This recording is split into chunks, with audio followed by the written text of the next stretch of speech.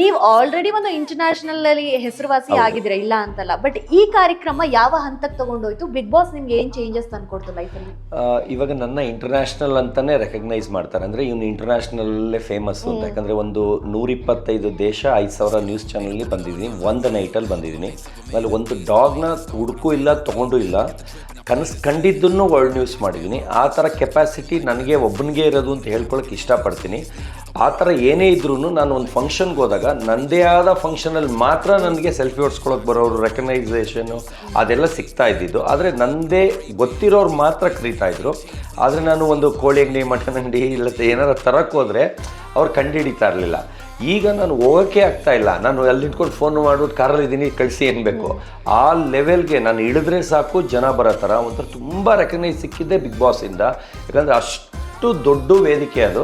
ನನಗೆ 8 ವರ್ಷದ ಆಸೆ. ಅಂದರೆ 8 ಇಯರ್ಸ್ ಬ್ಯಾಕ್ ಒಂದು ಕೋಟಿ ನಾಯಿ ಅಂತ ಕೊರಿಯನ್ ಮ್ಯಾಸ್ಟಿಫ್ ಅಂತ ತರಿಸ್ತೀನಿ. ಅದು ಫುಲ್ಲು ನ್ಯೂಸ್ ಆಗುತ್ತೆ. ಒಂದು 600 ಚಾನಲ್ ಆಗಿನ ಕಾಲದಲ್ಲೇ ಬರುತ್ತೆ. ಆವಾಗ ಎಲ್ಲ ಹೇಳ್ತಾರೆ ನೀನು ಫೇಮಸ್ ಆಗಿದೆ, ಈ ಸಲ ಬಿಗ್ ಬಾಸ್ಗೆ ಹೋಗ್ತೀಯ ನೋಡು ಅಂತಾರೆ ಒಬ್ಬರು. ಇನ್ನೊಂದು 2-3 ತಿಂಗಳು ಬಿಟ್ಟು ಸುದೀಪ್ ಸರ್ಮಲ್ಲಿ 2 ಅವರ್ ನಿನ್ನ ಬಗ್ಗೆ ಮಾತಾಡ್ತಾಯಿದ್ರು ಅಂತ ಅವ್ರ ಮನೇಲಿರೋ ಫ್ರೆಂಡ್ ನನಗೆ ಫ್ರೆಂಡ್, ಅವ್ರ ಫಿಲಿಮ್ ಡೈರೆಕ್ಟ್ರು, ಅವರು ಈ ಸಲ ಹೋಗೇ ಹೋಗ್ತೀಯ ನೋಡು ಅಂತಾರೆ.